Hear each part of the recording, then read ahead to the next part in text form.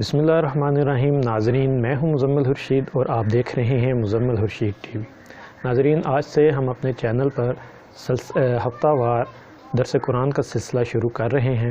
اللہ تعالیٰ سے دعا ہے کہ مجھے اور آپ سب کو ان پر عمل کرنے کی توفیق عطا فرمائے، کیونکہ ہم مسلمان ہیں، ہم کسی بھی شعبے سے وابستہ ہوں، ایک بطور مسلمان ہم پر فرض ہے کہ ہم اللہ کے دین کو، اللہ کے پیغام کو دوسرے تک پہنچائیں، اسی سے ہماری نجات ہوگی۔ تو چلیں آج کا درس قرآن شروع کرتے ہیں۔ اعوذ باللہ من الشیطان الرجیم، بسم اللہ الرحمن الرحیم۔ یا ایہا الذین آمنوا اتقوا اللہ ولتنظر نفس ما قدمت لغد واتقوا اللہ ان اللہ خبیر بما تعملون۔ صدق اللہ العظیم۔ ناظرین، آپ کے سامنے میں نے سورہ حشر کی آیت نمبر 18 پارہ نمبر 28 سے تلاوت فرمائی ہے۔ اللہ تعالیٰ جو کچھ بھی ہم کہیں سنیں اس پر عمل کی توفیق عطا فرمائے۔ سب سے پہلے اس آیت کا ترجمہ میں آپ کے سامنے رکھوں گا اور اس کے بعد اس کی مختصر سی تشریح قرآن و حدیث کی روشنی میں۔ اس آیت میں اللہ تعالیٰ فرما رہے ہیں، اے لوگو جو ایمان لائے ہو، اللہ سے ڈرو۔ ہر شخص یہ دیکھے کہ اس نے کل کے لیے کیا سامان کیا ہے۔ اللہ سے ڈرتے رہو، اللہ یقیناً ان سب اعمال سے باخبر ہے جو تم کرتے ہو۔ صدق اللہ العظیم۔ بہت سی مختصر آیت لیکن بہت ہی اہم آیت کہ جس میں اللہ تعالی ہمیں کل کی تیاری کے حوالے سے بیدار کر رہے ہیں اور خبردار بھی کر رہے ہیں۔ اس آیت میں 3 چیزوں کا تذکرہ ہوا ہے، ذکر کیا گیا ہے۔ پہلا، اللہ سے ڈرنا۔ دوسرا، ہر شخص یہ دیکھے کہ کل کے لیے کیا تیاری کی۔ اور تیسرا کہ اللہ ہمارے ہر عمل سے باخبر ہے۔ میرے بھائیو، پہلی بات، اللہ سے ڈر۔ ایمان والوں سے خطاب کیا جا رہا ہے اور کہا جا رہا ہے، اے انسان، تو نے اللہ پر ایمان لایا ہے، یعنی تو نے اس بات کا اقرار کیا ہے کہ تجھے اللہ نے پیدا کیا ہے اور یہ ساری کائنات بھی اللہ نے ہی بنائی ہے اور تیری خدمت میں مصروف عمل کر دی ہے۔ اور اس کے ساتھ ہی ساتھ تو نے اس بات پر بھی ایمان لایا ہے کہ جتنے بھی انسان مرتے جا رہے ہیں ان سب نے دوبارہ زندہ ہونا ہے اور اللہ کے حضور پیش ہونا ہے۔ میرے بھائیو، آپ سب بھی اس بات کو مانتے ہوں گے۔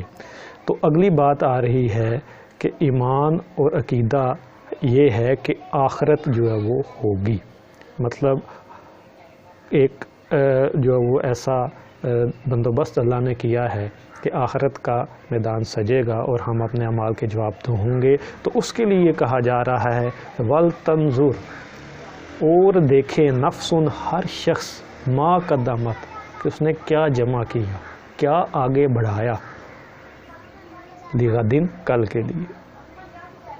اب یہ جو آج کی ہماری زندگی ہے، موجودہ زندگی ہے، اس دنیا کی زندگی، اسے آج سے ایک دن سے تعبیر کیا گیا ہے، اور جو آخرت کی زندگی ہے اسے کل سے تعبیر کیا گیا ہے، اور اسی کل کی تیاری کے لیے یہاں پر خبردار کیا جا رہا ہے۔ اللہ تعالیٰ قرآن مجید میں فرماتے ہیں کہ وہ دن بہت ہیبت ناک ہوگا، جیسا کہ قرآن مجید میں آتا ہے، یومن یجعل ولدان شیبا، وہ دن بچوں کو بوڑھا کر دے گا۔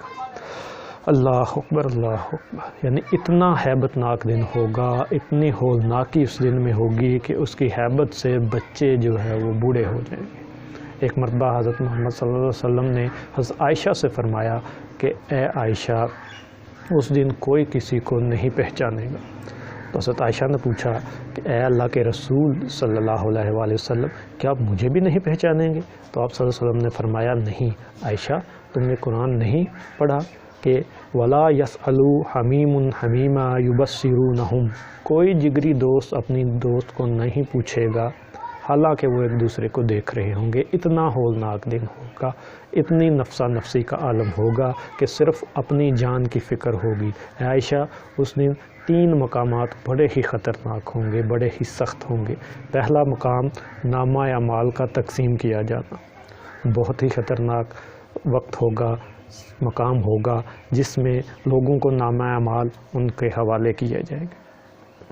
لوگ اس فکر میں ہوں گے کہ ان کو پتہ نہیں کس ہاتھ میں نامہ اعمال دیا جائے گا۔ تو اس موقع پر ایک ایسا وقت ہوگا کہ جس میں لوگوں کو نامہ اعمال ان کے حوالے کیا جائے گا۔ لوگ اس فکر میں ہوں گے کہ ان کو پتہ نہیں کس ہاتھ میں نامہ اعمال دیا جائے گا۔ تو اس موقع پر جس کو تو نامہ اعمال دائیں ہاتھ میں دے دیا جائے گا وہ تو خوش نصیب ہوگا.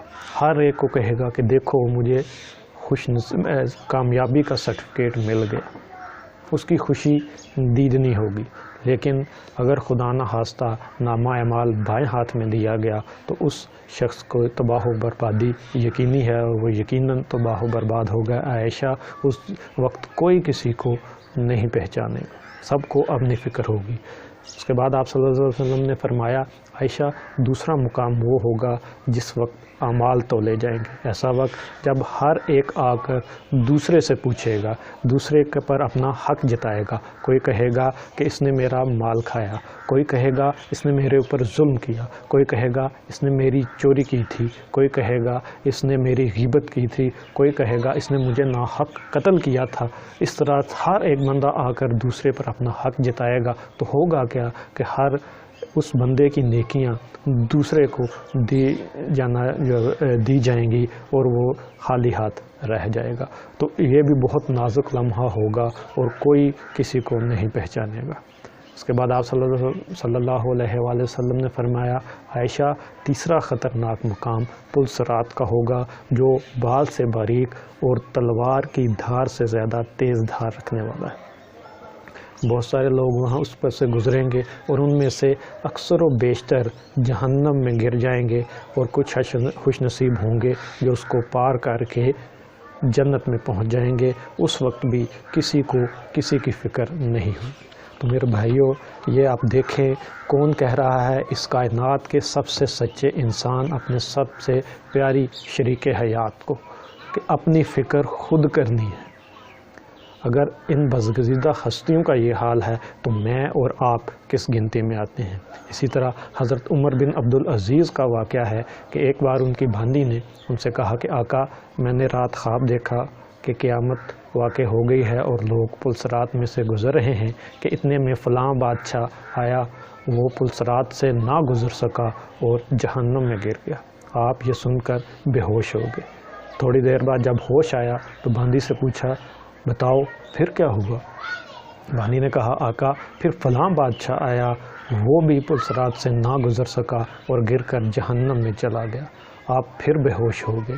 تھوڑی دیر کے بعد دوبارہ ہوش آیا تو بھانجی سے پوچھا بتاؤ پھر کیا ہوا. بھانجی نے کہا اے آقا پھر آپ کی باری آئی.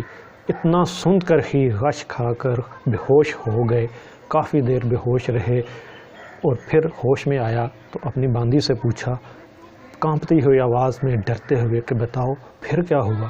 تو بھانجی نے کہا آقا آپ کو مبارک ہو, آپ خیر و خوبی سے پل صراط پار کر کے جنت میں داخل ہو گئے. تو میرے بھائیوں اتنا وہ دن خطرناک ہوگا, سخت ہوگا کہ ہر ایک اپنے ہی اعمال کی بنیاد پر جنت یا دوزخ میں جائے گا. کوئی کسی کا سفارشی نہیں بن سکے گا. وہ دن جس نے لازمی آنا ہے, جس کے آنے میں کوئی شک نہیں, اور جس کی تیاری کے لیے نبی کریم صلی اللہ علیہ وسلم اپنے خاندان کو کہتے ہیں کہ اے بنی عبد المطلب اپنے آپ کو آگ سے بچاؤ, اے فاطمہ اپنے آپ کو آگ سے بچاؤ, میں اللہ تعالیٰ سے تمہارے لیے کسی چیز کا مالک نہیں ہوں گا. دو ٹوک الفاظ میں نبی کریم صلی اللہ علیہ وسلم اپنے پیارے گھر والوں کو, وہ انسان جن پر جنت واجب ہے, ان انسانوں سے مخاطب ہے جو اس کائنات کی برگزیدہ ترین ہستیوں میں شامل ہوتے ہیں. ان کو کہہ رہے ہیں نبی کریم صلی اللہ علیہ وسلم کہ آپ کل کی تیاری کریں. آپ نے خود وہاں پر جواب دینا ہے میں آپ کا سفارشی نہیں ہوں گا. تو ہمیں بھی یہ سوچ کر کل کی تیاری کرنی چاہیے.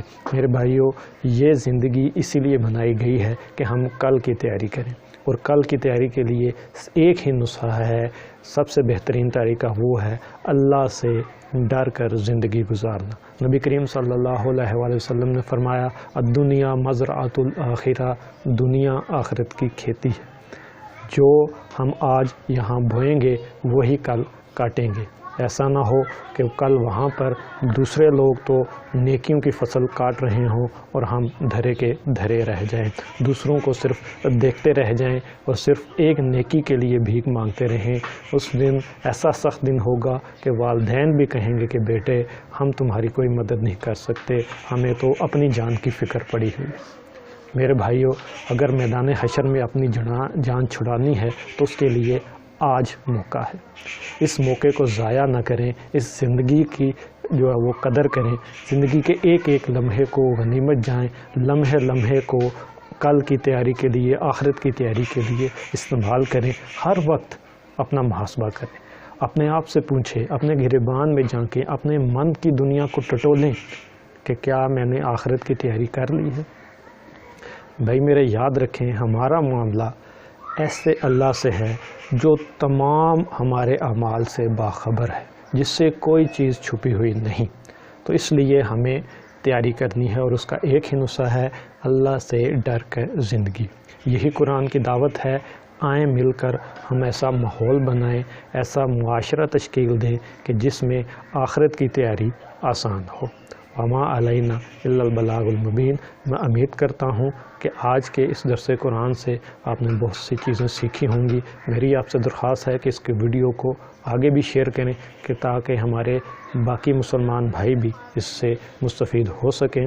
انشاءاللہ اگلی ویڈیو میں پھر آپ سے ملاقات ہوگی۔ تب تک کے لیے اجازت دیجیے۔ اپنا اور اپنے پیاروں کا ڈھیر سارا خیال رکھیے گا۔ آپ سب کا بہت بہت شکریہ۔ اللہ حافظ۔